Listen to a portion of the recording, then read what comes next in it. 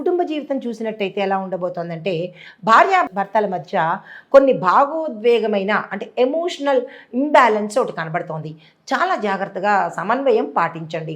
దీంతో పాటు శుక్రుడు మేషరాశిలో సంచారం చేస్తూ ఉండడం వల్ల ఒకళ్ళ పట్ల ఒకళ్ళకి ఆకర్షణ అయితే ఉంటుంది, కానీ ఇగో యాటిట్యూడ్ల బలం ఎక్కువయ్యి కొంచెం తగాదాలు వచ్చే అవకాశం ఉంటుంది. ఎవరో ఒకళ్ళు తగ్గే ప్రయత్నం చేసుకోండి. తర్వాత ఇంకా ఎక్కువగా మీ యొక్క ముక్కుసూటితనం వల్ల నేనింతే నాదింతే ఇలాంటి తనాలు కొంచెం మానేస్తే ఈ వారం రోజుల్లో ఇంకా మితిమీరాయి నేను మానలేను అని అనుకున్న వాళ్ళు మీ పెద్దల యొక్క సలహా తప్పనిసరిగా తీసుకోండి. అలాంటి పొరపాట్లు ఉంటే కనుక వారి యొక్క సలహాతో పాటు వారిని మధ్యవర్తిత్వంగా తీసుకునే ప్రయత్నం చేయండి. అయితే మీకు కనుక పిల్లలు ఉంటే పిల్లల యొక్క ఆరోగ్యం పట్ల కానీ వాళ్ళ కెరియర్ పట్ల కానీ జాగ్రత్తలు తీసుకోండి. కొంత ఇబ్బందికరమైన వాతావరణం కనబడుతోంది.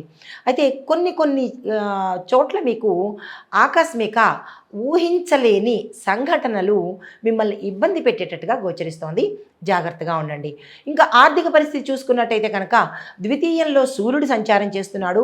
బుధుడు కూడా అదే ద్వితీయంలో ఉండడం వల్ల ధన ప్రవాహము రైతులకు వ్యవసాయదారులకు విశేషంగా ఉండబోతోంది. అయితే పెద్ద పెద్ద లావాదేవీలు ఏమైనా మీరు చెయ్యాలన్నా, పంటలు వేసుకోవాలన్నా, ఏదైనా పెద్దగా భూమి కొనుక్కోవాలన్నా, ఏ పని తలపెట్టినా మీరు జూన్ 1వ తారీఖున ప్లాన్ చేసుకోండి. ముందు అంటే ప్రణాళిక వేసుకుని జూన్ 1వ తారీఖు తప్పనిసరిగా ప్రతి ఒక్కరూ మీరు అనుకున్న పని చేయడం ప్రారంభించండి.